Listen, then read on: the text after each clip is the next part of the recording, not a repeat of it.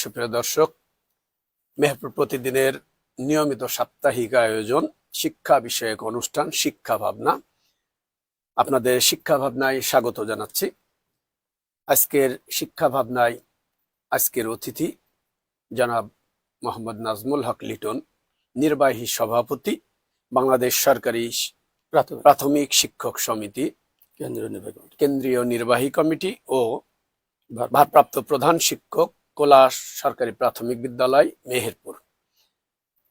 শুরুতে আপনাকে স্বাগত জানাচ্ছি আমাদের স্টুডিওতে। আপনি কেমন আছেন? আমি ভালো আছি, ধন্যবাদ। আপনার কাছে আমাদের শুরুতে জানার আগ্রহ যে আপনি শিক্ষকতায় এসেছেন প্রাথমিক বিদ্যালয়ে। আপনার একাডেমিক এবং প্রফেশনাল দিক সম্পর্কে যদি দর্শকদের কিছু বলেন। ধন্যবাদ উপস্থাপক। আমি মেহেরপুরবাসীকে আমি সালাম জানাই। আসসালামু আলাইকুম।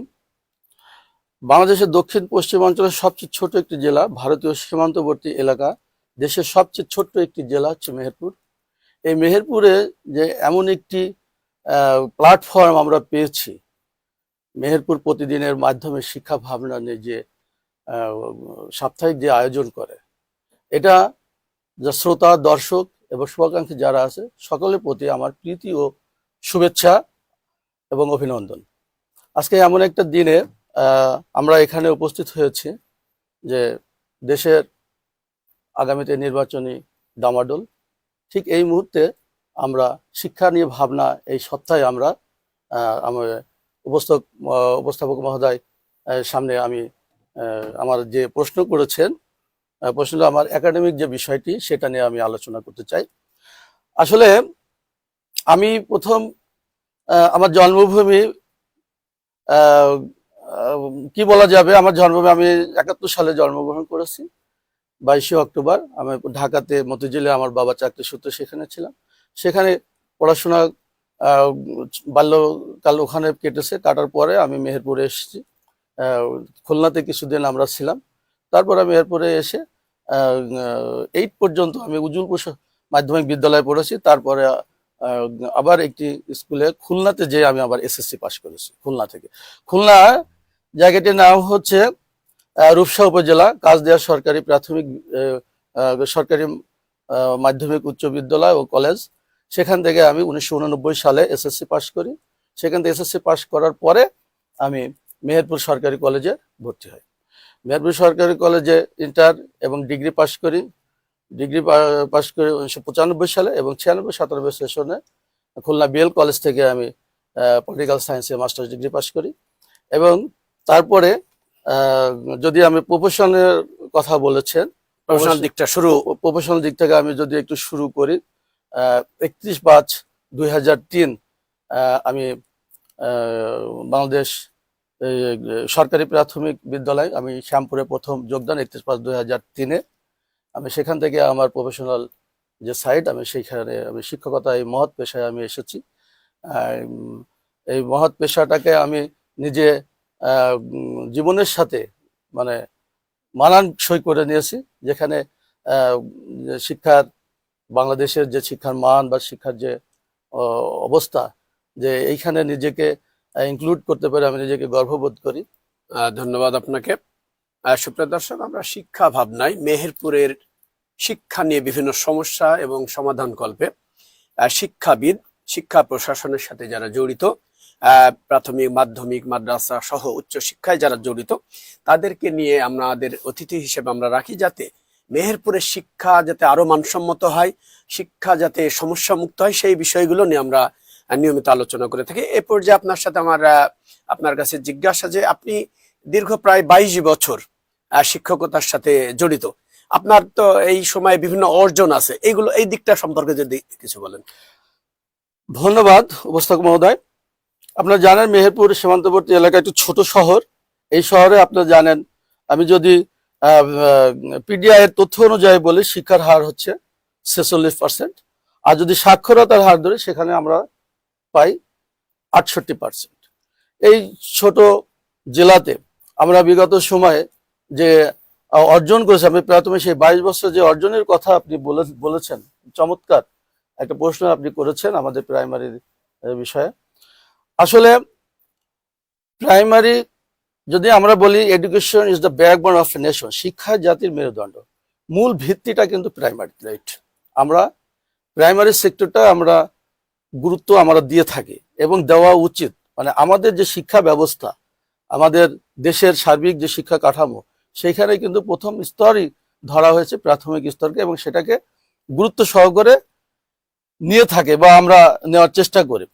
আমার যে অর্জনের যে কথাটা বলা হয়েছে, আমি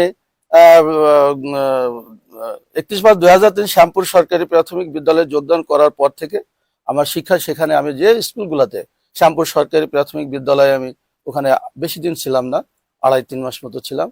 ওখানে প্রধান শিক্ষক, আমার নামটা না করলেই না, প্রয়াত লুৎফর রহমান স্যার, খুবই আমার প্রিয় একজন হেড টিচার, খুব ভালো একজন মানুষ।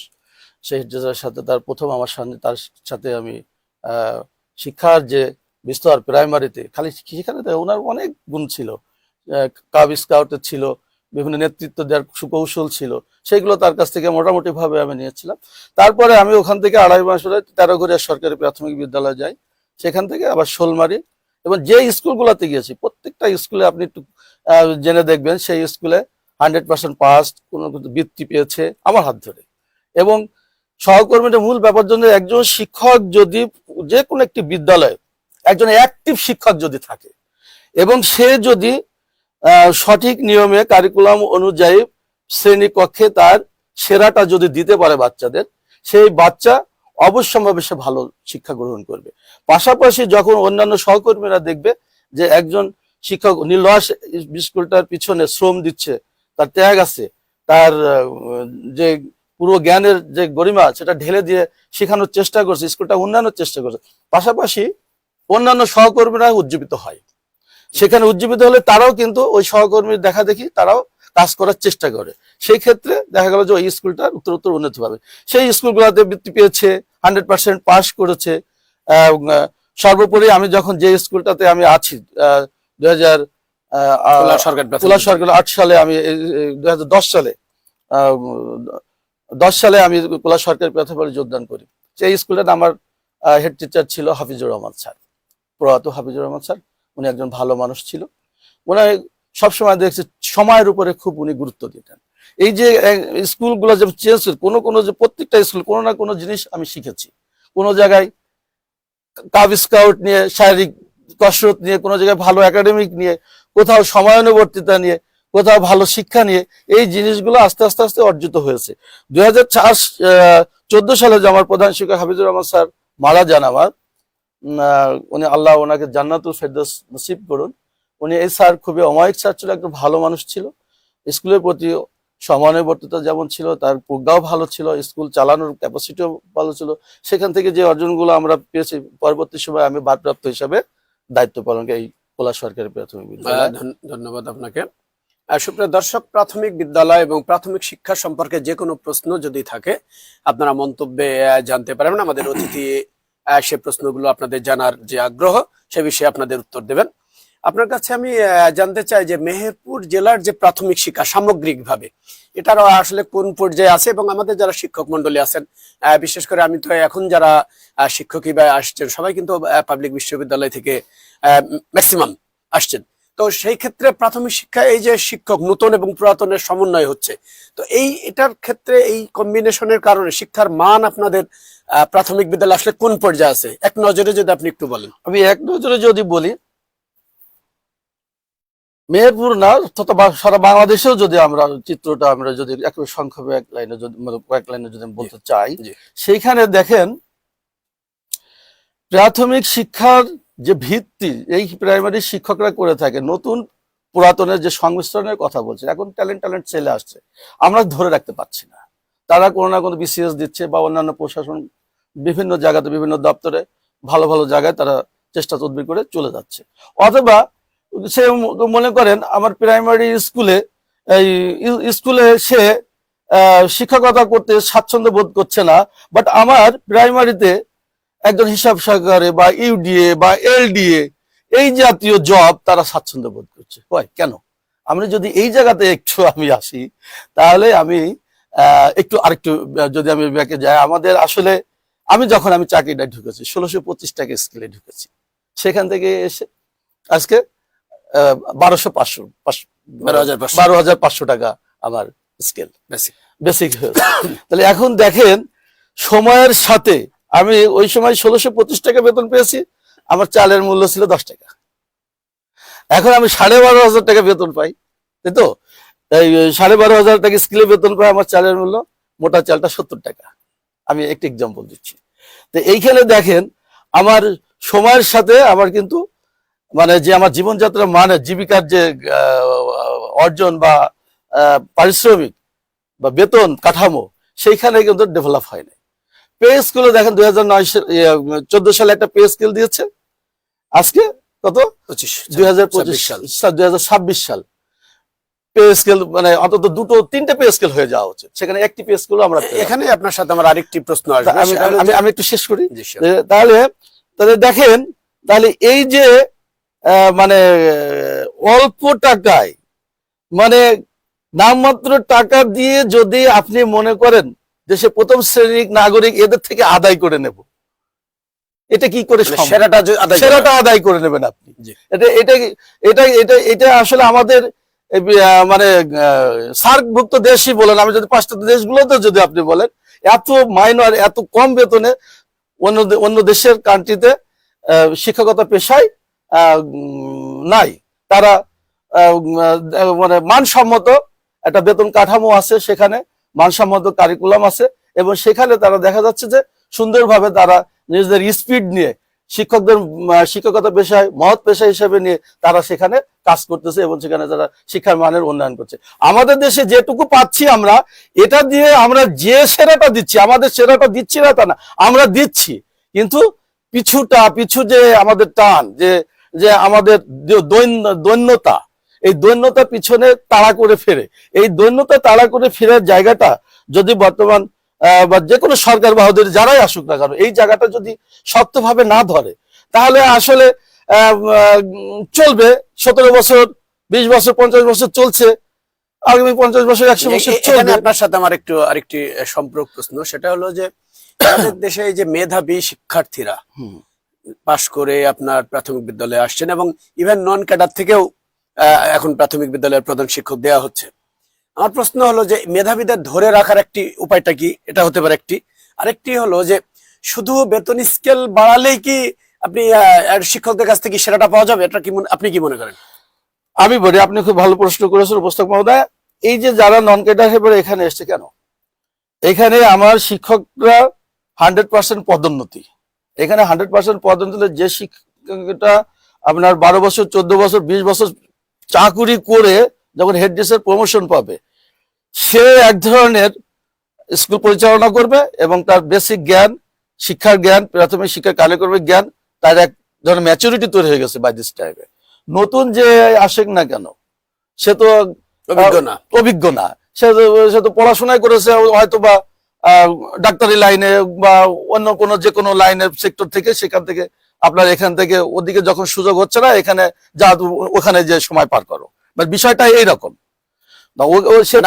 আপনার কথা হলো যে মানে প্রমোশনে প্রধান শিক্ষক দিলে এটা মানটা বাড়বে, এটা মানটা অবশ্যই বাড়বে, তার কারণ তার প্রত্যেকটা জায়গাতে অভিজ্ঞ মানুষ এখানে।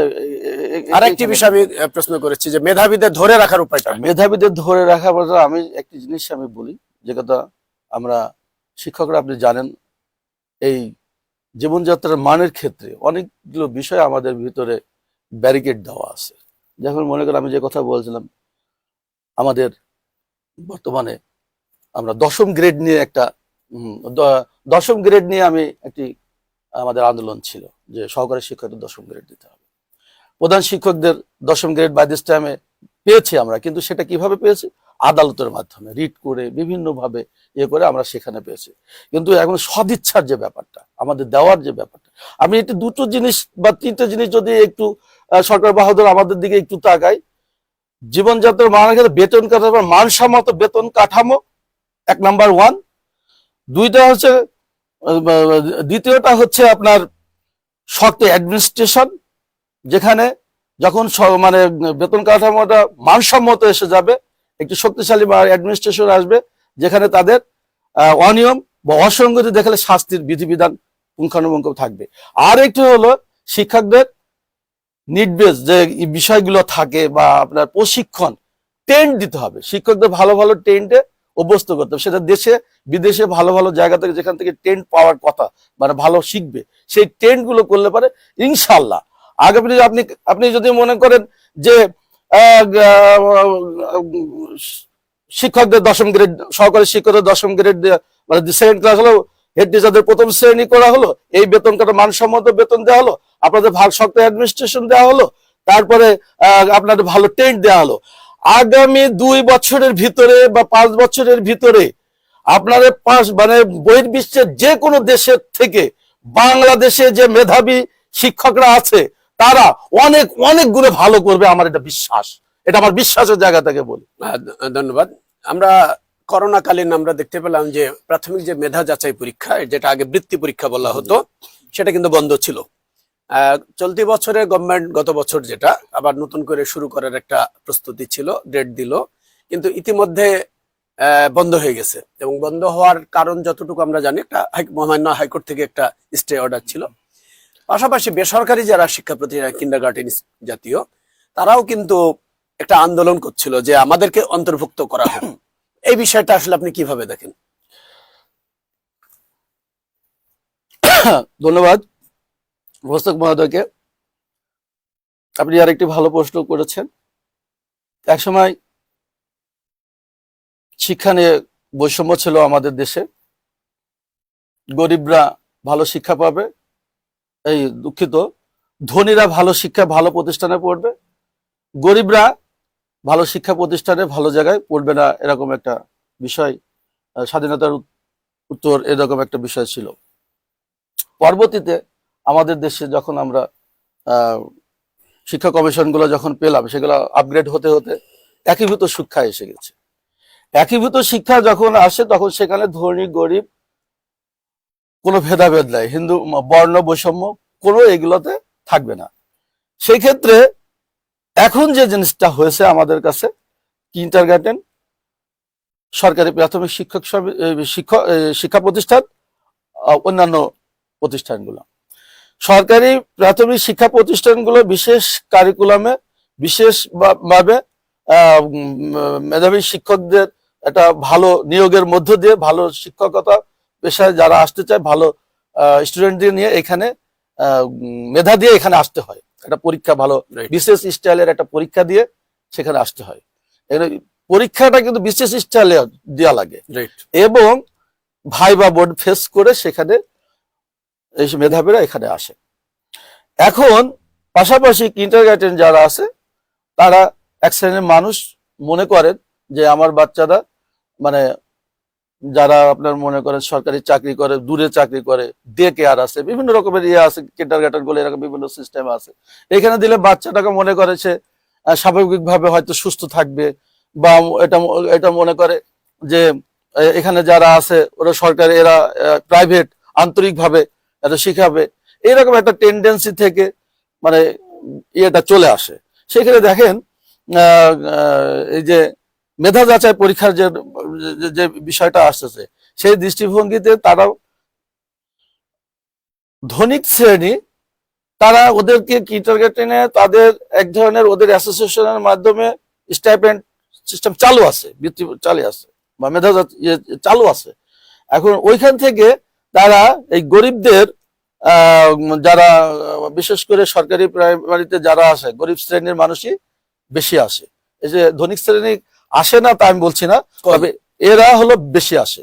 মানে ওইখানে তাদের কেন কিন্ডারগার্টেন, তাদের সিট ক্যাপাসিটি ভালো থাকে, তারপরে আপনাদের বিভিন্ন রকমের ওদের উপকরণ যে এগুলো যদি আমি বলি, সেগুলো বিভিন্নভাবে তারা ওইভাবে বিভিন্নভাবে তারা যে ফি নেয়, যে এক একজন চড়া আকারে সীমাহীন ভাবে তারা ফি নেয়, পরীক্ষার ফি, মাসিক বেতন সীমাহীন। আমাদের ঢাকা শহরের চিত্র দেখেন অবাক হয়ে যাবেন, এক একটা শিশুর পিছনে মনে হয় মাসে 50,000 টাকা খরচ করে, তারা এরকম খরচ করে থাকে শিক্ষা তার বাচ্চার জন্য। কিন্তু সেইখানে গরিব শ্রেণীর, ঢাকাতেই বলেন আর মফস্বলেই বলেন, সেখানে আমাদের গরিব যারা শ্রেণীর মানুষ বা মধ্যম যারা, তারা তো 50,000 টাকা মাসে খরচ করার মতো সে বেতনই পায় না, সে আয় করতে পারে না, সে ওই টাকা কোথেকে দেবে? এখন ওই জায়গা থেকে তারা এটা চাচ্ছে যে আমরা একই দেশে একই কারিকুলামে একই আমরাও এটা চাই, আমরা এটা চেতে পারি, কিন্তু বিষয়টা হচ্ছে এইটা যদি করে, যেহেতু তাদেরকে আলাদাভাবে তারা স্টাইপেন্ডের ব্যবস্থা আছে, তারা ওখানে থাকবে, এখানে যেহেতু গরিবদের প্রায়োরিটি বেশি, গরিবরা পেয়ে থাকে, এটা গরিবরা পাবে। এইটা নিয়ে ওনারা যে রিড করা বা এটা নিয়ে স্টে করা বা এই যে এইগুলো করা, এইগুলো আসলে আমার কাছে খুব যৌক্তিক কোনো বিষয় আছে বলে আমার মনে করি। এখানে আপনি তাদের বক্তব্য হলো যে আমরা যেহেতু এই দেশেরই নাগরিক, এটা বৈষম্য করা হচ্ছে। বৈষম্য করছে, আমার কাছে বৈষম্য, আমি যদি একটু একটু ভিন্ন ভাবে নেই, এটা বৈষম্য না, এটা গরিবের মানে পাতে ভাগ বসানো আমি মনে করছি। তা গরিবের পাতে ভাগ বসানো কেন বলছি আমি, সেটাও আমি ব্যাখ্যা দিচ্ছি। ওই যে আপনি বলছেন আপনার অভিভাবক, আপনি মাসে লক্ষ টাকা ইনকাম করেন, এইখানে তো মাসে 15-20 হাজারও আর্ন করে না, তাহলে আপনি এইখানে স্টাইপেন্ডটা কি জন্য নিতে চাচ্ছেন? আপনি এই স্টাইপেন্ডটা তো এখানে মূলত তাকে আর্থিক বেনিফিট, এখানে আপনার বক্তব্য অনুযায়ী প্রাথমিক বিদ্যালয়ের শিক্ষার্থীদের থাকা উচিত, এটা থাকা উচিত, এখানে আর্থিক বেনিফিট এখানে নাই। আরেকটা বিষয় আমরা জড়িত, যে আমরা একটু আগে আমরা বললাম যে প্রাথমিক বিদ্যালয়ে বর্তমানে আপনারা যারা আছেন বয়স্ক টিচার, তারা মোস্ট অভিজ্ঞ, শিখতে যদি কারো ঘাটতিও থেকে থাকে, দীর্ঘ অভিজ্ঞতার কারণে তারা কিন্তু একটা খুব ভালো অবস্থানে আছেন। আবার নতুন শিক্ষার্থী শেষ করে, লেখাপড়া শেষ করে যারা আসছেন পাবলিক ইউনিভার্সিটি, তারাও কিন্তু মেধাবী শিক্ষার্থী। সব মিলিয়ে এইরকম শিক্ষক, অভিজ্ঞ শিক্ষক যেমন আছেন, নবীন ভালো শিক্ষকও আছেন আপনাদের।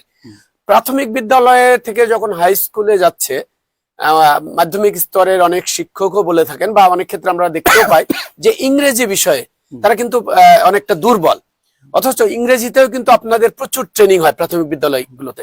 এই সমস্যাটা হচ্ছে কেন, মানে আপনার কি মনে হয়?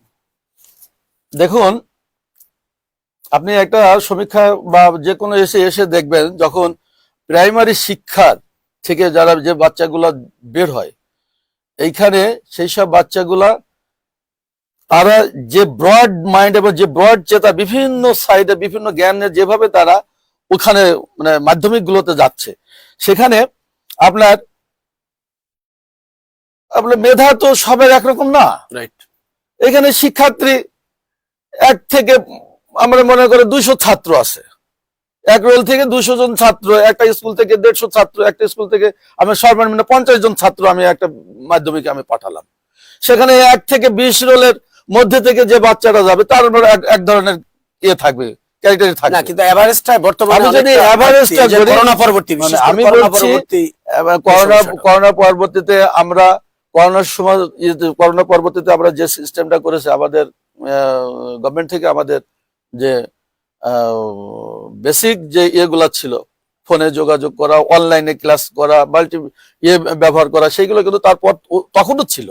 আপনার করোনাকালীন সময়তেও কিন্তু আমাদের এইটা চালু ছিল, যে আমাদের ছুটি যদিও ছিল তখন আমরা কিন্তু অনলাইনে আমরা নিয়মিত ক্লাস করেছি, অনলাইনে ফিডব্যাক দিয়েছি, অভিভাবকদের সাথে আমরা যোগাযোগ। আমার প্রশ্ন হলো ইংরেজি বিষয়টা আপনারা আলাদাভাবে দেখেন কিনা?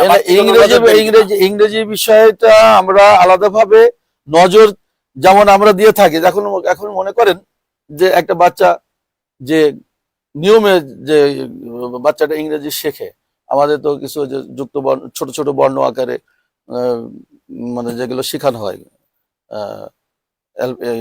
অ্যালফাবেট যেগুলোকে শেখানো হয়, সেখানে তো আমরা ধাপে ধাপে যে স্টেপগুলো পার করার দরকার আমাদের কারিকুলাম যেগুলো, সেই স্টেপগুলো কিন্তু আমরা পার করি। এখন বাচ্চারা হয় কি, কোনো অসচেতন অভিভাবক থাকে যে যেগুলো বাড়িতে দেখানোর সুযোগ মানে স্কুল ডিপেন্ড, শিক্ষক ডিপেন্ড হয়ে পড়ে, সেখানে ক্ষেত্রে কিছু কিছু অসচেতন অভিভাবকের ক্ষেত্রে ঘাটতি ওখানে থেকে যায়। তাও এটা মেজর না, এটা খুব কম, এটা তো থাকতে পারে। আমি তো এক কথায় বলেছি আমি যে একটা বিদ্যালয়ে 50 জন শিক্ষার্থী, সেখানে লাস্টের 3 জন 4 জন বা 2 জন যে আগের শিক্ষার্থীদের মতন পারবে, বিষয়টা তো এমন হয় না। ধন্যবাদ। আরেকটি বিষয় আপনার সাথে শেয়ার করতে চাই, সেটা হচ্ছে যে প্রাথমিক বিদ্যালয়ে বর্তমানে আমরা দেখতে পাই যে বিভিন্ন প্রকার অনুদান কিন্তু দিয়ে থাকে সরকার। এটা আপনাদের স্বাভাবিক পরিচালন যে ব্যয়গুলো, এগুলো প্লাস স্কুলের ডেভেলপমেন্টের জন্য যে স্বাভাবিক ব্যয়গুলো হয়, এর মধ্যে থেকে আমরা দেখতে পাই যে যারা খুবই সিনসিয়ার প্রধান শিক্ষক, দক্ষ শিক্ষক, তাদের প্রতিষ্ঠানগুলো কিন্তু যথেষ্ট ভালো পর্যায়ে, এবং যে লুকিং পরিবেশ, বেসরকারি পর্যায়ের যেরকম সুন্দর পরিবেশ, প্রধান শিক্ষকদের মধ্যে যারা তৎপর, যারা খুবই এটাকে ওন করেন, তাদের প্রতিষ্ঠানগুলো কিন্তু একটা অত্যন্ত চমৎকার পরিবেশ বিরাজ করে। জি জি। তো কিন্তু বরাদ্দর ক্ষেত্রে কিন্তু ম্যাক্সিমাম প্রতিষ্ঠানই পায়। হুম। তো সেই ক্ষেত্রে মানে শিক্ষকরা আসলে কতটুকু আন্তরিক এই বিষয়টাতে, যে যার যার নিজের প্রতিষ্ঠানটি একটু একটা মানসম্মত জায়গায়, বেসরকারির সাথে আমরা একটা প্রতিযোগিতায় থাকতে চাই, সেই পরিবেশটা শিক্ষার্থীদের পরিবেশ তৈরি করতে, এই বিষয়গুলো আসলে কিভাবে দেখেন? ধন্যবাদ, খুব ভালো প্রশ্ন করেছেন উপস্থাপক মহোদয় আপনি। আসলে সরকারি প্রাথমিক শিক্ষাতে মানে বিদ্যালয়গুলোতে আমাদের যে বরাদ্দগুলো আসে মূলত আমাদের তো দেয় স্লিপ, একটা স্লিপ, স্লিপে একটা রুটিন মেইনটেনেন্স, রুটিন মেইনটেনেন্স, এই জাতীয়, এই জাতীয়, তাও খুব বেশি না, ক্ষুদ্র, হ্যাঁ ক্ষুদ্র ক্ষুদ্র ক্ষুদ্র মেরামত, পরিচালনের জন্য দৈনন্দিন ক্ষুদ্র মেরামত ব্যাপারটা আলাদা। ওইটা আপনার একটা বিল্ডিং ভেঙে খসে পড়ছে বা সুনির্দিষ্ট গাইডলাইনে সেটা আসলে এইখানে নিয়ে আসার সুযোগ নেই। স্কুলের মূল মেইনটেন্স যদি আমাদের স্লিপের বিদ্যালয় ব্যবস্থাপনা যেটা এটা থাকে, মেইনটেন্স যেটা থাকে, তাহলে এখন সেইখানে মনে করেন শিক্ষার্থী অনুযায়ী সেখানে আপনার বরাদ্দ বাজেট দিয়ে থাকে। আচ্ছা, আপনার মনে করেন 100 নিচে এক ধরনের হবে, 150 গেলে আবার আরেক ধরনের বরাদ্দ আসবে, আবার 200-র উপরে আরেক ধরনের বরাদ্দ আসবে।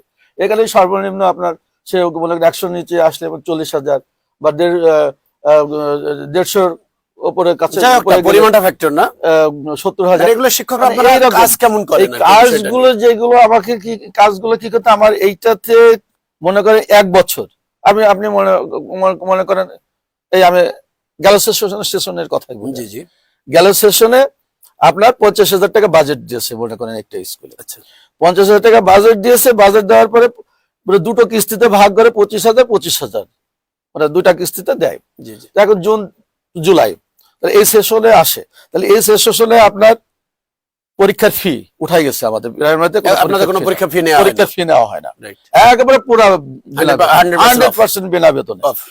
পরীক্ষার ফি থেকে শুরু করে প্রত্যেকটা জায়গাতে ফ্রি, মানে কোনো জায়গাতে এখানে কোনো কিছুতেই কোনো জায়গাতে অভিভাবকদের কাছে 1 টাকাও নেওয়া হয় না।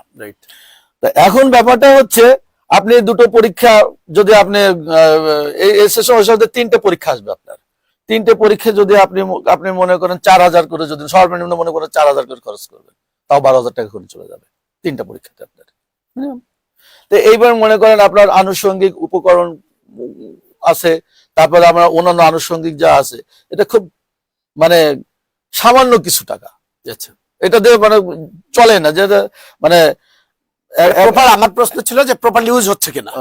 নিশ্চয়ই নিশ্চয়ই, যদি আপনি এটা যদি না করেন, আপনি পরীক্ষা নিচ্ছেন না, 3টে পরীক্ষা তো আপনার 2 কাগজ তো নিতে হবে আপনাকে, আপনাকে ওই বাচ্চাগুলো সিটিং অ্যারেঞ্জমেন্ট যে এগুলো আছে, অন্যান্য প্রশ্নপত্র ক্রয় করা, ইয়ে করা, হাবে যাবে এভরিথিং, এগুলো তো আপনি 3টে পরীক্ষা করতেছেন, আপনি এই টাকা দিয়ে করা হয়, এই টাকা দিয়ে আমরা করতেছি। এখানে তো 1 টাকাও আমরা অভিভাবক বা কোনোভাবে আমাদের আসে না।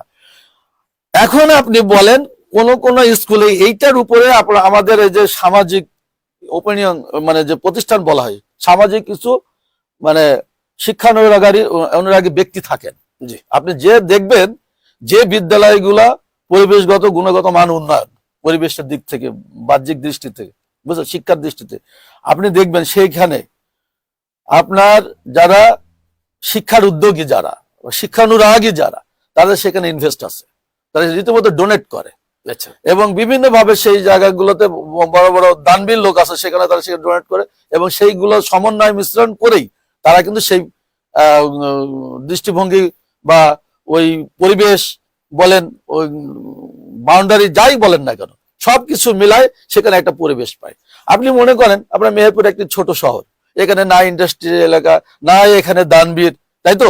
তাহলে এইখানে যে শিক্ষা প্রতিষ্ঠানগুলো দেখবেন 2-1টি ছাড়া, তাও সে 2-1টি ছাড়া বাকিগুলো সব একই রকম, একই এখানে দৈন্য দশার ভিতরে, এখানে কেউ ডোনার নাই, এখানে কোনো দানবীর নাই, এখানে যে শিক্ষানুরাগীরা যে এখানে একটা স্কুলে যে এর আগায় যাবে, সেই বিষয়গুলো খুব মানে আপনার কথা হচ্ছে যে একটা মানে এটা সঠিকভাবে ব্যবহার হচ্ছে এবং আমরা কাজ করছি, সঠিক ব্যবহার করছি, সঠিক ব্যবহারই হচ্ছে। এখানে আপনি বাড়তি যে এই জায়গাগুলো যেখানে দেখবেন, যে স্পটে যে এই জিনিসগুলো থাকবে, সেখানে উন্নতি হবে।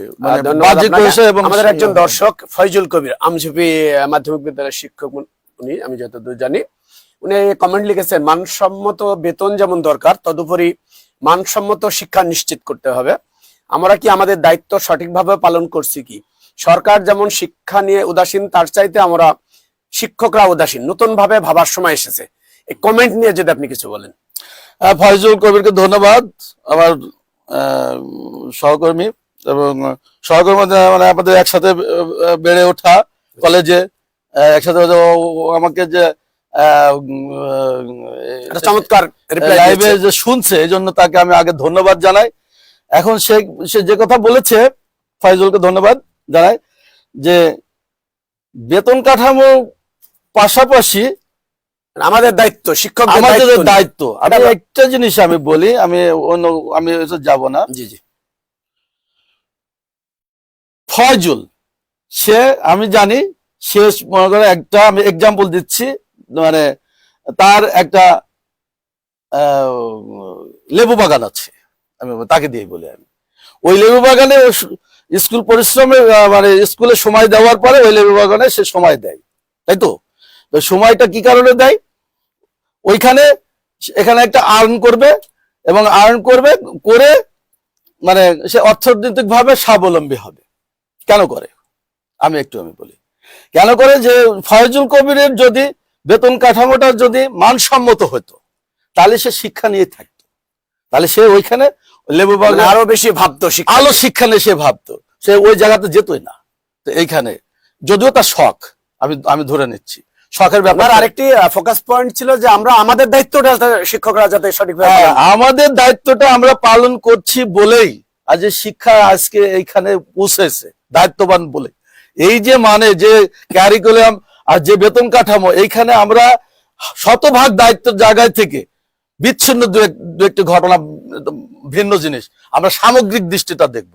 আমরা যে জায়গায় আমরা দেশকে, শিক্ষার জায়গাটা যে জায়গায় নিয়ে যে দাঁড় করে রয়েছি, আমি তো মানে গর্ব করা এই জায়গা থেকে। আপনি বেড়ে আসছেন এই জায়গা থেকে, আপনি শিক্ষকদের জীবনযাত্রার মান উন্নয়ন করেন, তাদেরকে ভালো ট্রেনিং দেন, ভালো জায়গা নিয়ে যান, তারপরে আপনি আর যেটুকু ঘাটতি আছে সেটুকু পূরণ হয়ে যাবে ইনশাল্লাহ। ধন্যবাদ। আরেকটি বিষয়, আপনার বায়োডাটা থেকে আমরা যেটা জানতে পেরেছি যে আপনি প্রাথমিক বিদ্যালয় শিক্ষক সংগঠনের কেন্দ্রীয় নির্বাহী সভাপতি। এটা মেহেরপুরের মানুষ হিসেবে এটা অবশ্যই গর্বের বিষয়। আপনাদের সংগঠন শিক্ষকদের কল্যাণে আসলে আপনারা কি কি কাজ করে থাকেন? ধন্যবাদ উপস্থাপক মহোদয়কে। বাংলাদেশ সরকারি প্রাথমিক বিদ্যালয় শিক্ষক সমিতি, registration number joint stock company থেকে, রেজি নং S 1536-96-93। এই সংগঠনটি আব্দুল আল তালুকদার, উনি প্রতিষ্ঠাতা সভাপতি, এবং উনি এটাকে রেজিস্ট্রেশন নিয়েছিলেন এবং এটা বাংলাদেশে চালু করেছিলেন। পাশাপাশি আরেকটি সংগঠন আছে, বাংলাদেশ প্রাথমিক শিক্ষক সমিতি, 1808-75-62-63 এরকম একটি রেজিস্ট্রেশনের। সেটা স্বাধীনতার পূর্বে পাকিস্তান পিরিয়ডের একটি সংগঠন ছিল। সেখান থেকে স্বাধীন বাংলাদেশে আমাদের স্বনামধন্য শিক্ষক আপনাদের সংগঠনটি আসলে আবুল কালাম আজাদ ওই সংগঠনটাকে ইয়ে করেছিল। এখন ডিফার, আমি সাংগঠনিক আমার সংগঠন যে কাজটা করছে, এখন মনে করি শিক্ষার যে কাজটা করতেছে, শিক্ষকের জীবনযাত্রার মান নিয়ে আমরা যেমন 10 দফা দাবি নিয়ে আমরা শিক্ষকদের জীবনযাত্রার মান আন্দোলন করে থাকি। এখানে আপনাকে একটু আমি সংক্ষেপে যদি আমি বলি, যে এই যে দেখুন, মনে করেন এই যে শিক্ষকদের যে আন্দোলন চলছে, এই আন্দোলনে কিন্তু আমাদের শিক্ষক সংগঠনের অগ্রণী ভূমিকা ছিল। সেখানে আমাদের এই যে 8 তারিখে আপনারা একটু স্মরণ করে দিন, 8 তারিখে শহীদ মিনারে একটা অবস্থান কর্মসূচি ছিল। সেই অবস্থান কর্মসূচি আগে 6 তারিখে আমার সরকারি প্রাথমিক শিক্ষক সমিতির পক্ষ থেকে আমরা সেগুনবাগিচা সরকারি প্রাথমিক বিদ্যালয়ে আমরা একটা মিটিং এ বসেছিলাম। সেখানে আমাদেরকে আমরা বলেছিলাম যে আমরা আগামী সামনে শিক্ষার্থীদের পরীক্ষা, তারপর দেশের পরিস্থিতি এরকম, এখন আমাদেরকে বেছে নিতে হবে আন্দোলন বনাম আমাদের শিক্ষার্থীদের পরীক্ষা, আমরা কোন পথে যাব। সেখানে আমার সংগঠন স্টেট বলেছিল যে আমরা কোনো শিক্ষার্থীকে জিম্মি করে আমরা এই আন্দোলন সমর্থন করি না। আমরা করি যে আন্দোলনে গভর্নমেন্টও আমাদের উপর মানে এমন অনেকগুলো আন্দোলন আছে, এটা তো একটি চলমান প্রক্রিয়া। চলমান প্রক্রিয়া, যে আন্দোলন যে জিনিসটা ছিল, পেশাগত মান বৃদ্ধি, অর্থনৈতিক সুযোগ সুবিধা, এটা তো দীর্ঘ সময়েরও ব্যাপার। দীর্ঘ সময়ের ব্যাপার। যে এই জায়গাগুলো কিন্তু আমাদের ছিল, আমরা এগুলা শিক্ষকদের জীবনযাত্রার মানে নিয়ে আমরা কাজ করছি। পাশাপাশি যদি বলেন শিক্ষার্থীদের মানের কি কাজ করতেছে, শিক্ষার্থীদের মানের কাজ গুলো আমাদের শিক্ষার্থীদের মানে তো আমাদের শ্রেণীকক্ষে থাকার কথা, আমরা শ্রেণীকক্ষে কাজ করছি আমরা। এখন আলাদাভাবে আমরা শিক্ষার বিষয়ে কি কি কাজ করানো যাচ্ছে, যে যারা আপনি মনে করেন শিক্ষকদের মূলত তাদের পেশাগত সাধনের জন্য আমরা সেখানে আলাদাভাবে তাদের যে যারা মেধা যাচার পরীক্ষার পরে যাদের তাদের একটা এক জায়গায় সমবেত করে তাদের কিছু প্রাইজ দেওয়া বা উদ্বুদ্ধ করা, এই জাতীয় অনুষ্ঠান।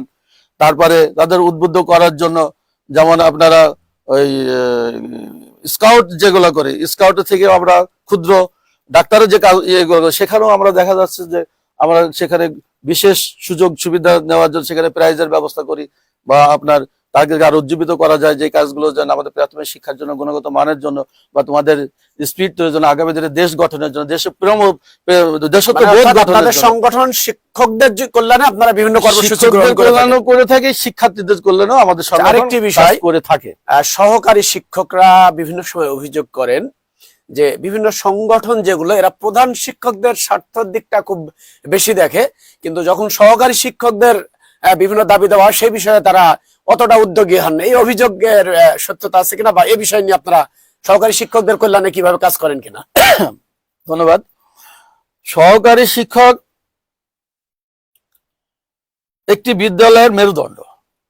মানে সহকারী শিক্ষকরা যদি স্মুথলি যদি হেড টিচারকে সহযোগিতা না করে, তো এই স্কুল মানে নিজের পায়ে দাঁড়াবে না, মানে শিক্ষার মান ওখানে তো উন্নতি হবেই না, বরং ওই স্কুল যতটুকু যে জায়গায় স্থিতিশীল ছিল সেখান থেকে নিম্নগামী হবে।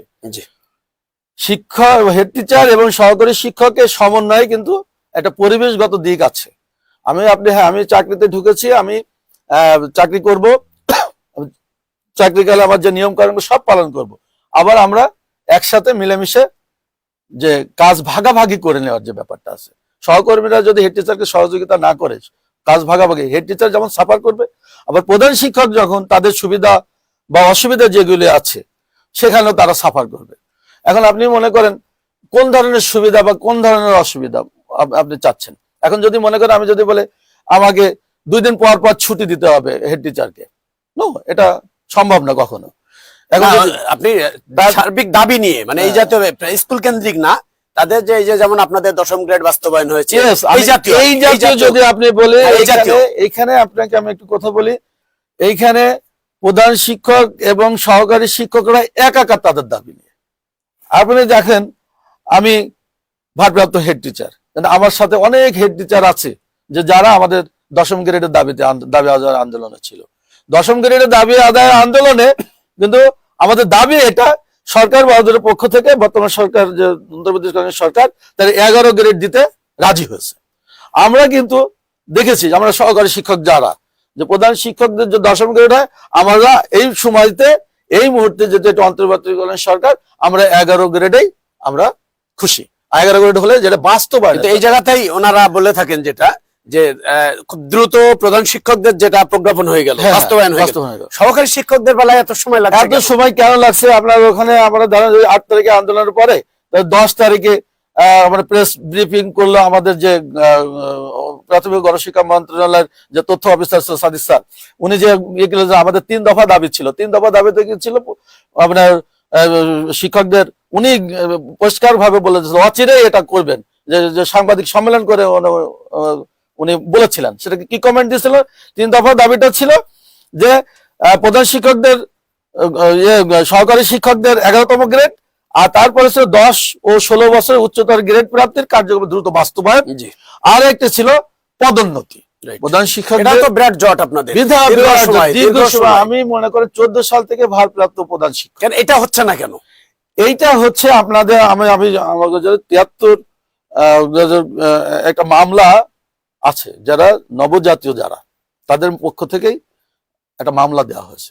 এটা নিষ্পত্তির কোন উদ্যোগ এখন আমি উদাত্ত আহ্বান যাব যারা এই মামলাটা করেছেন, এইখানে আমাদের নবজাতীয় যাদের দিয়েছে মানে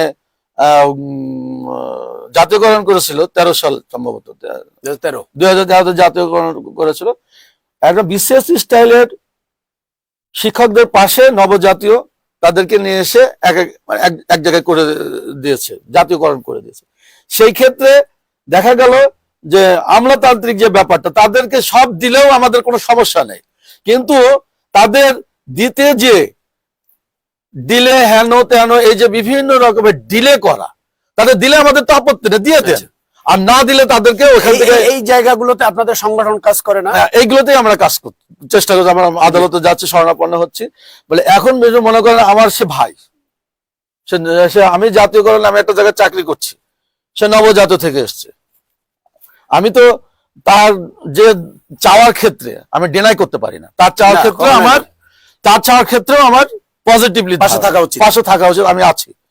গভর্নমেন্ট কি করবে? আপনি হঠাৎ করে আপনি 13তম গ্রেড 13 সালে আপনি জাতীয়করণ করে দিলেন, আবার 73-এর বিধি ভঙ্গ করে হেড টিচারদের বহাল তবিয়তে রেখে দিলেন, তাহলে সব অ্যাজুজাল করে দিয়ে গেলেন না কেন? তার মানেটা কি? আপনি একটা জিনিস কি পলিটিক্স করে গেলেন? আপনি কি শিক্ষা খাতকে ডুবাই গেলেন, না শিক্ষা খাতকে আগায় দিয়ে গেলেন? তাহলে আপনাকে যদি শিক্ষা খাতকে আগায় দিয়ে যেত, তাহলে আপনাকে অ্যাজুজাল করে দিয়ে যেত। ওরা সর্বক্ষেত্রে অচিরেই কি এটার সফল পাবেন না? আমি বলছি, আমি তো শেষ করি। তাহলে আপনি ওইটা করে 13 সালে আপনি এটা করে দিতে, 73 বিধি ভঙ্গ করলে রাষ্ট্রপতির আদেশ বলে ভঙ্গ করে তাদেরকে প্রধান শিক্ষক বহাল তবিয়তে রেখে দিলেন। সহকারী শিক্ষক যারা আছে তাদেরকে আপনি বহাল তবিয়তে দিল না, তাদেরকে সিনিয়রিটি দেওয়া হয় নাই, তাদেরকে অর্থ যে টাইম স্কেল গুলো সেগুলো ওইভাবে দেওয়া হয় নাই বোধহয়। তারপরে আপনার মানে বেস্ট ম্যাক্সিমাম জিনিস তাদের জটিলতা। সর্বশেষ আপডেট একটু বলেন। সর্বশেষ আপনার তারা সিনিয়রিটি চাচ্ছে, সিনিয়রিটি এবং তাদের প্রমোশন যাচ্ছে। সিনিয়রিটি আর প্রমোশন চাইতে গিয়ে তারা এটা যখন আমলাতান্ত্রিক জটিলতা ঝুলে আছে তখন তারা মামলার আশ্রয় নিচ্ছে। এখন যদি আমলাতান্ত্রিক জটিলতা তাদের যদি সিনিয়রিটি দিয়ে দেয়, মনে করেন তাহলে আমরা যারা এই 14 বছর ধরে পাচ্ছি না, তারা ধরো 94 সাল থেকে বা মনে করেন 90 সাল থেকে যারা আছে এখন তারাও এই জায়গায় চলে আসবে। আমরা প্রমোশনের চেহারাই দেখবো না, আমাদের সহকারী শিক্ষক হয়ে আমাদের এখান থেকে বিদায় নিতে। সর্বশেষ আমরা সমস্যাগুলো এই জায়গায়। আমরা মেহেরপুর জেলার বাসিন্দা, মেহেরপুর জেলার মানসম্মত প্রাথমিক শিক্ষা নিশ্চিত করার ক্ষেত্রে আসলে আপনি কোনো সমস্যা দেখেন কিনা, বা কোনো সমস্যা আপনার চোখে পড়ে কিনা, এবং এই সমস্যা থাকলে তার সমাধান কিভাবে করা যায় মেহেরপুর জেলার প্রেক্ষাপটে? আপনি যদি আমি মেহেরপুর জেলার প্রেক্ষাপটের যে কথাটা বলছেন, আপনি ধন্যবাদ আপনাকে। প্রাথমিক শিক্ষার মান উন্নয়ন যদি আমাকে করতে হয়, প্রাথমিকে যারা আমরা প্রাথমিক শিক্ষা নিয়ে কাজ করছি সেইখানে আসলে দেখেন আমাদের প্রাইমারি শিক্ষা নিয়ে যারা আমরা শিক্ষকতা পেশায় আছি, আসলে অবমূল্যায়ন বা তাদেরকে একটু মূল্যায়নের জায়গা, যে জায়গাগুলো সেই জায়গাগুলো খুব ক্ষীণ। কেন? আপনি এখন দেখবেন এই প্রাইমারি শিক্ষকতা পেশায় যারা আছে, গ্রামের কিছু অতি উৎসাহী মন্ডল থাকে। আমি কেন বলছি, আমি মেনশন আদার নেওয়া যাবে না, আমি মানে প্রয়োজনের তাগিদে আমি বলছি যে তারা দেখা গেল সেখানে আপনার শিক্ষকদের উপরে বিভিন্ন কায়দা বিভিন্ন ভাবে হেজিটেশনে ফেলার চেষ্টা করে। সেটা পলিটিক্যাল হতে পারে, গ্রাম সামাজিক ভাবে হতে পারে, মানে বাড়তি একটা চাপ আপনার প্রতিটা স্কুলে কম বেশি এলাকা ভিত্তিক আছে তাদের প্রতি। সেটা বিভিন্ন, বিশেষ করে কমিটির ক্ষেত্রে তো আছে, বর্তমানে নাই, মানে বিভিন্ন ক্ষেত্রে তাদের প্রতি মানে চাপ, বাড়তি চাপ আছে, একটা বাড়তি চাপ পিছনে এটা থাকে। তাহলে সেইগুলো থেকে তাহলে এখন গভর্নমেন্ট থেকে এবং প্রশাসন থেকে সেইগুলোকে নির্মূল করতে হবে। সেইগুলো টাইপের সমস্যা, এটা এক টাইপের সমস্যা। আর কোন এটা একটা বিষয়। আরেকটি বিষয় হলো আমরা শিক্ষকতা পেশায় করেছি, আমরা কি গুণী শিক্ষক বাছাই, শ্রেষ্ঠ শিক্ষক বাছাই। সেখানে বিগত সময় আমি দেখেছি, আমরা কি বলবো, মানে এক জায়গা থেকে তালিকা চলে যেত, ওখানে বসে জাস্ট একটা ফ্রেম রেডি করে ঘোষণা করা। এখন কি স্বাভাবিক হচ্ছে কিনা? এখনো আমি আমার চোখে এখনো দেখা যাচ্ছে আস্তে পৃষ্ঠে প্রশাসনে তারাই আছে এখনো। আষ্টে পৃষ্ঠে আমরা প্রশাসন, আশা করব সত্যিকারের যারা গুণী শিক্ষক সত্যিকারের গুণী শিক্ষক তারা এই প্রাপ্য তারা এই প্রাপ্যটা পাবে। ধন্যবাদ। সেই জায়গাগুলোতে আপনাকে আমাদের আরেকজন সম্মানিত দর্শক জনাব মনিরুল ইসলাম উনি কমেন্ট করেছেন, সম্মানিত আলোচকদের কাছে আমি সবিনয়ে জানতে চাই, এখনকার অভিভাবক বৃন্দ সরকারি প্রাথমিক বিদ্যালয়ে ছেলে মেয়ে ভর্তি না করে কিন্ডারগার্টেনের প্রতি আগ্রহ কেন? আসল দায়টা কার? এ নিয়ে যদি আপনি কোন উত্তর দেন। জনাব মনিরুল ইসলাম। জনাব মনিরুল ইসলাম, আপনাকে ধন্যবাদ। আপনি দেখুন, কিন্ডারগার্টেন স্কুল বলেন আর আপনার দাখিল মাদ্রাসা বলেন, ইবতদায়ী মাদ্রাসা বলেন, দুটাই কিন্তু আমাদের দেশের প্রতিষ্ঠান। রাইট। দুটাই আমার দেশের প্রতিষ্ঠান। আপনি স্বাচ্ছন্দ্য বোধ করছেন, আপনি অভিভাবক হিসাবে আপনি প্রাইমারিতে দেবেন, প্রাইমারিতে সে দিচ্ছে। আপনি স্বাচ্ছন্দ্য বোধ করছেন যে আমার বাড়ির কাছে কিন্ডারগার্টেন স্কুল আছে, বাচ্চাটাকে আমার দেখে রাখতে আমার ভালো হবে, আমি কিন্ডারগার্টেনে দিচ্ছি। আবার আমি একটু ধর্ম দিকে আমি যেতে চাই, আপনার বাচ্চাকে আপনি মাদ্রাসায় দিবেন, দিতে তো বাধা নাই আপনার, রাইট, আপনি তো দিবেনই, সে তো আমাদের দেশেরই প্রতিষ্ঠান।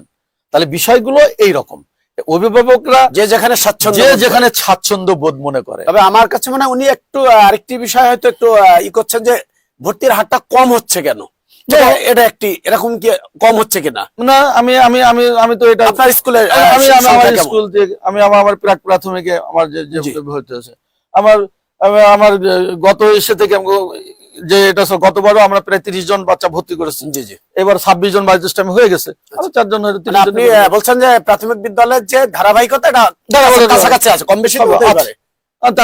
প্রাথমিক বিদ্যালয়ে ভর্তির যে ধারাবাহিকতা। ধন্যবাদ আমাদের সম্মানিত দর্শক মনিরুল ইসলামকে একটি চমৎকার প্রশ্ন করার জন্য। আরেকটি বিষয় আমরা কিছুদিন আগে একটি দেখতে পেলাম যে প্রধান শিক্ষকদের ক্লাসের ব্যাপারে একটি নির্দিষ্ট টাইম পর্যন্ত ক্লাস নিতে হবে, তারপর অফিসিয়াল বা আদার্স কাজ করবে। তো আমরা অনেক সময় আমাদের যারা অভিভাবক তারা অভিযোগ করে থাকেন যে প্রধান শিক্ষকরা অফিসের নাম করে বিভিন্ন বেশি সময়, প্রয়োজনে তো 100 বার যাবে, কিন্তু অনেক সময় বেশি অবস্থান করে বাইরে, যেটা শিক্ষার সার্বিক পরিবেশে ঘাটতি হয় বা বিঘ্ন হয়। এ বিষয়ে যদি আপনি কোনো মন্তব্য করেন। দেখুন, ক্লাস নেওয়ার ব্যাপারে আপনাদের বাধ্যবাধকতা আছে কিনা প্রধান শিক্ষকদের? আমি বলি, একটি প্রতিষ্ঠান প্রধান তার অনেক দিক থেকে গুণান্বিত হতে হয়। রাইট। প্রশাসনিক দিক থেকে, সহকর্মীদের সহমর্মিতা নিয়ে থেকে, সামাজিক ভাবে এনভায়রনমেন্ট পরিবেশ ঠিক রাখা, সব মিলায় একটা সমন্বয়কারী, একটা ব্যবস্থাপক, ম্যানেজার, জি জি, তাকে দায়িত্ব ভূমিকা পালন করতে হয়। এই ম্যানেজমেন্ট করতে যে আপনি যদি মনে করেন আমাকে একটা জায়গায় আমাকে যেতে হবে, সেখানে আমাদের নিয়ম আছে 100 আমাদের নিয়ম হলো, আমাদের নিকটতম কর্তৃপক্ষ হলো এটিও ইউইও, ঠিক আছে, জি, ওনাদেরকে জানায় আমাকে সেখানে ক্লাসের ব্যাপারে কোনো বাধ্যবাধকতা আছে কিনা? হ্যাঁ, অবশ্যই বাধ্যবাধকতা, হেড টিচার ক্লাস নেওয়া না, অবশ্যই ক্লাস নেন আপনারা প্রত্যেকে ক্লাস নিই আমরা, মিনিমাম 2টা, আচ্ছা 2-3টা নিচে ক্লাস নেন না, ক্লাস নিয়ে যাবে এবং ক্লাস পর্যবেক্ষণ করতে হয়। আমাদের অনেক কাজ, মানে সামগ্রিক যে তত্ত্বাবধান করা, সেখানে আমাদেরকে ফুল স্রোত নাই, বসার সুযোগ নাই। আপনি দেখেন আমার স্কুলে মনে করেন 8-9 জন স্টাফ, একটা প্রতিষ্ঠান, একজন এই তো 900 প্রহরী কিছুদিন আগে দিয়েছে, দপ্তরি কাম 900 প্রহরী দিয়েছে, 2 বছর 3 বছর আগে থেকে এটা আমরা পেলাম। এর আগে এটাও তো ছিল না, সবকিছুই আমাদেরকে করা লেগেছে। তো এখন দেখেন, এখন ওখানে যদি একজন হিসাব সহকারী দেওয়া বা অফিস সহকারী দেওয়া হয়, তাহলে সেইখানে বাইরে তো যাওয়াই লাগবে না, প্রধান শিক্ষক তার বাইরে কাজ নাই। তাহলে এখানে আমরা মিটিং ছাড়া কোনো কাজ, মাসে একদিন একটা মিটিং ছাড়া আপনার যে কোনো বিষয়ে, মানে স্কুলটাকে চমৎকার ভাবে সাজাইতে গেলে আপনি মনে করেন এটা স্কুলে কেনাকাটা করবেন, সৌন্দর্য বৃদ্ধির জন্য প্রয়োজনে তো যতবার ইচ্ছা যেতে হবে, আপনাকে যেতে হবে না, আপনাকে তো যেতে হবে, তবে মাত্র অযথা যাবেন না। অযথা যাওয়া, এখানে বাইন্ডিং আছে, সেই বাইন্ডিং এর মধ্যে থেকে আমাদেরকে শেয়ার করবো। সেটা হচ্ছে যে আমরা যখন বেসরকারি শিক্ষা প্রতিষ্ঠান দেখি, কিন্ডারগার্টেন স্কুলগুলো, এদের যে উপস্থিতির হার প্রায় 99% বা 100% বলা যায়, এবং তারা যে কোনো অ্যাবসেন্ট হলে তাৎক্ষণিক শিক্ষার্থীদেরকে আপনি ফোন বলেন, অভিভাবকদেরকে জানানো বলে এটা করে থাকেন। তো আপনাদের উপস্থিতির হারটা কেমন, এবং আপনারা এই যে অ্যাবসেন্ট যদি যারা করে তাদেরকে আপনার প্রাথমিক বিদ্যালয় থেকে নিয়মিত নক করেন কিনা?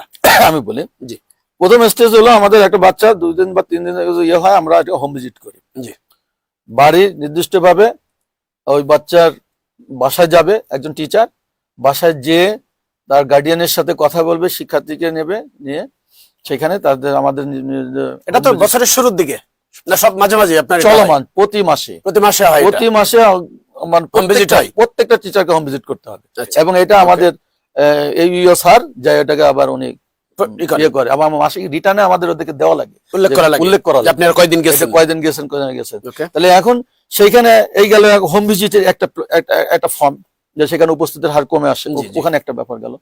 উঠান বৈঠক আছে আমাদের, উঠান বৈঠকে সেখানে বাচ্চাদের তার শিক্ষা মানে কোন বাচ্চাটা কেমন, কোন জায়গায় দুর্বল, সেগুলো নিয়ে আলোচনা হয়ে থাকে, সেখানে অভিভাবকদের অবহিত করা হয়।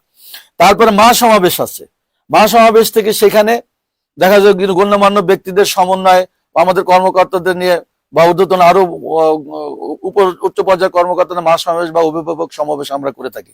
সেখানে শিক্ষার মান নিয়ে আলোচনা হয়, উপস্থিতির হার নিয়ে আলোচনা হয়, শিক্ষার গুণগত মান নিয়ে আলোচনা হয়, বিভিন্ন সাইডে সেইখানে খোলামেলা পরিবেশ পাওয়া যায়।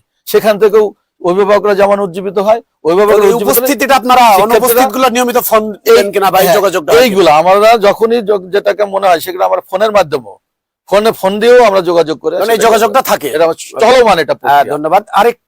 আরেকজন সম্মানিত দর্শক আমাদের সাথে কমেন্ট করেছেন, মোহাম্মদ জসিম উদ্দিন। উনি লিখেছেন, বাংলাদেশ সরকারি প্রাথমিক বিদ্যালয় শিক্ষক সমিতি রেজিস্ট্রেশন নম্বর 1336/96/93 জয়েন্ট স্টক কোম্পানিতে নিবন্ধিত একটি বৈধ সংগঠন, কিন্তু অনেকগুলো অনিবন্ধিত সংগঠন থাকায় শিক্ষকদের দাবি আদায়ের ক্ষেত্রে বিঘ্ন সৃষ্টি হচ্ছে বলে মনে হচ্ছে। এ ব্যাপারে আজকের অতিথির বক্তব্য কি? ইতিমধ্যে প্রাথমিক ও গণশিক্ষা মন্ত্রণালয়ের মাননীয় উপদেষ্টা ওই সকল সংগঠনের ক্ষেত্রে ভুইফোর শব্দটি ব্যবহার করেছিলেন। ধন্যবাদ জসীমউদ্দিন, উনি ফেনী থেকে ফোন দিয়ে মানে কমেন্টটা করেছে। জি তা খুব চমৎকার একটি প্রশ্ন করেছে, ওনাকে অসংখ্য ধন্যবাদ। আমি যে জিনিসটা একটু শুরু করেছিলাম, যেহেতু প্রশ্নটা অন্য ছিল সে সময় আমি চলে এসেছি ওই জায়গাতে, তা আমি একটু এনার প্রশ্নের জবাবটা আমি দিতে চাই। জি দেখুন,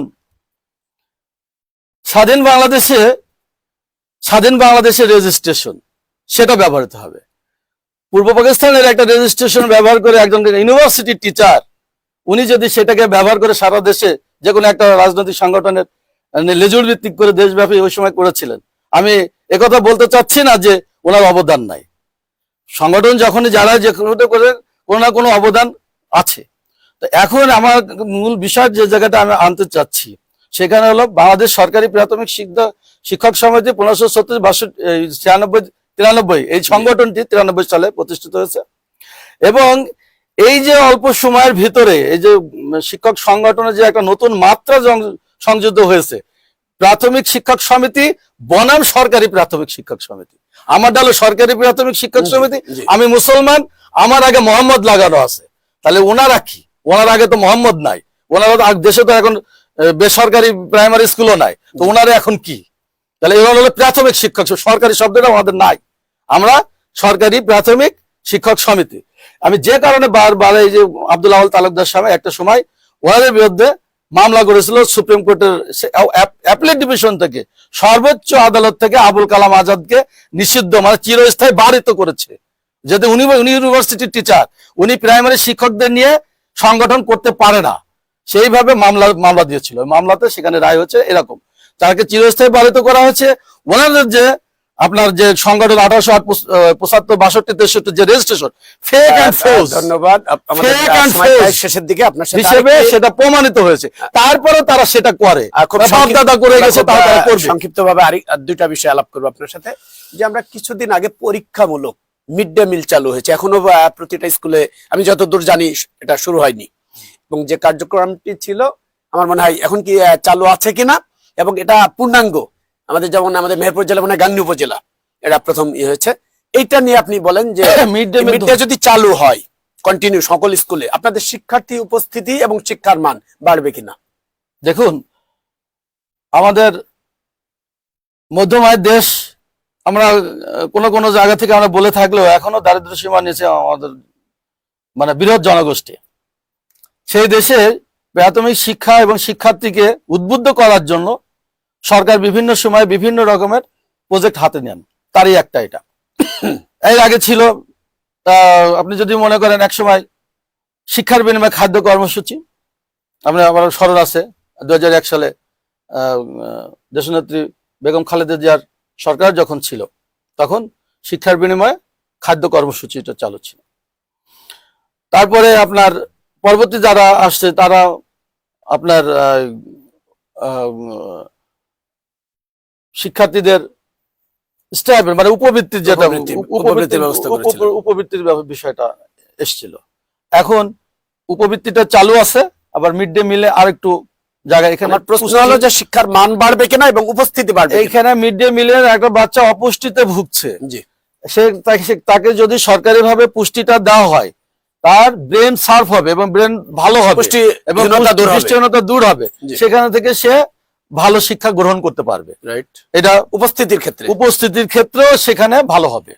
এটা ভালো প্রজেক্ট, আমি এটা চালু সারা দেশব্যাপী চালু হলে পরে এটা শিক্ষার্থীরা ধন্যবাদ এবং অভিভাবক এবং শিক্ষার্থী ভালোভাবে নেবে। সবশেষে আরেকটি বিষয় আপনার সাথে শেয়ার করতে চাই যে আপনি একজন শুধু শিক্ষকই না, শিক্ষা নিয়ে লেখালেখি যেমন করেন, পাশাপাশি একটি সংগঠনেরও একেবারে কেন্দ্রীয় কমিটি নির্বাহী সভাপতি। সর্বশেষ আমাদের মেহেরপুর জেলার মানসম্মত শিক্ষা নিশ্চিতে, প্রাথমিক শিক্ষা নিশ্চিত করার ক্ষেত্রে আপনার কোনো পরিকল্পনা আছে কিনা? দেখুন, আমি একটু যদি বলি মেহেরপুর কেন, আমার যদি আমি যদি একটু ব্যাকে জানি, ব্যাকে যদি আমি একটু বলি, না বললে দেশবাসী জানবেও না। জি বলেন। সাধারণ মানুষ বুঝবেও না। তো আমি একসময় ছাত্রনেতা ছিলাম। আমি বলি কেন, একটু সংক্ষেপে, খুব সংক্ষেপে।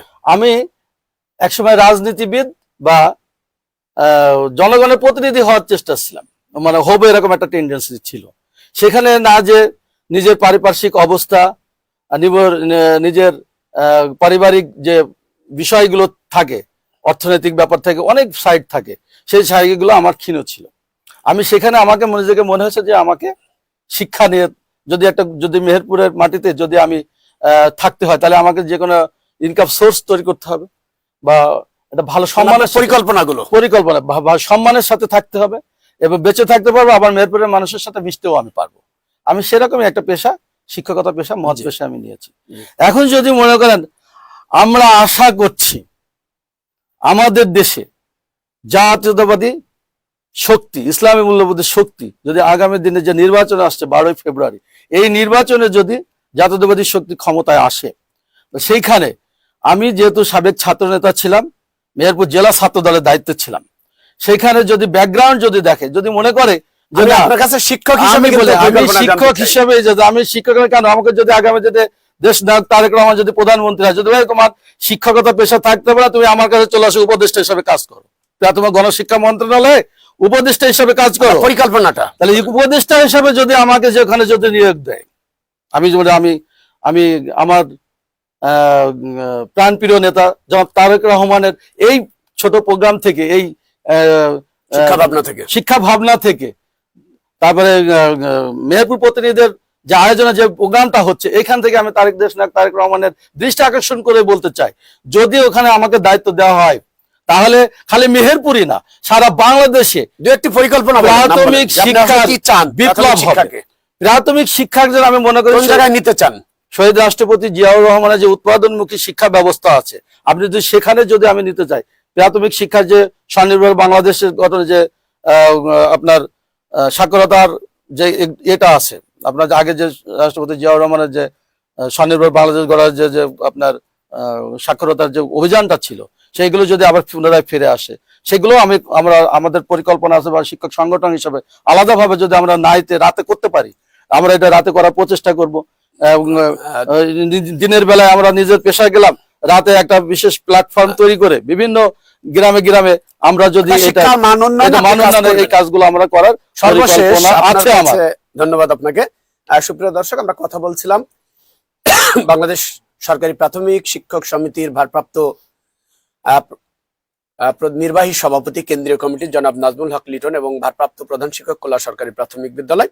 সবশেষ আপনার কাছে একটু মেসেজ জানতে চাই যে এখন যারা শিক্ষার্থী প্রাথমিক বিদ্যালয়ে, তাদের উদ্দেশ্যে আপনি কিছু, আপনার কোনো মেসেজ আছে কিনা, এবং অভিভাবক যারা আছেন প্রাথমিক বিদ্যালয়ের শিক্ষার্থী, তাদের সম্পর্কে আপনার কোনো মেসেজ আছে কিনা? মেসেজ হলো, সুপ্রিয় শিক্ষার্থী এবং অভিভাবক বিন্দু, আপনাদের সব অবগতের জন্য আমি একটু বলতে বিনীত হবে যে আপনাদের বাচ্চা এখন ভর্তি প্রক্রিয়া এখনো চলছে। আপনারা বাচ্চাদের যে নিয়মে ভর্তির যে সিস্টেমগুলি আছে সেগুলা নিজ নিজ এরিয়ার ক্যাসমেট এরিয়ার মধ্যে নিজ নিজ বাচ্চাগুলোকে ভর্তি করবেন, এবং যারা 5+ ট্র্যাকে ভর্তি হবে, 6+ 1-এ ভর্তি হবে, 7+2 হবে, এইভাবে আপনার 5 পর্যন্ত ভর্তি প্রক্রিয়া চলমান আছে। আপনাদের বাচ্চারা নিকট যদি বাচ্চা ভর্তি না করে থাকেন, এখনই আপনারা ভর্তি করবেন।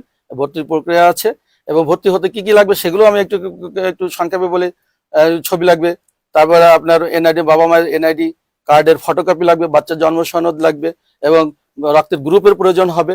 এই জিনিসগুলো আপনারা অতি দ্রুততার সাথে ইয়ে করে নিকটস্থ স্কুলে আপনার শিক্ষার্থীকে, আপনার বাচ্চাকে ভর্তি করুন, এবং আগামী দিনে একদম ভালো নাগরিক গড়ে তুলতে হবে। শিক্ষার বিকল্প নাই, তাই আপনাদের কাছে আমার সবিনয় অনুরোধ যে আপনার বাচ্চাটিকে নিকটস্থ স্কুলে, যে কোনো সরকারি প্রাইমারি স্কুলে ভর্তি করবেন, সে প্রত্যাশা করি।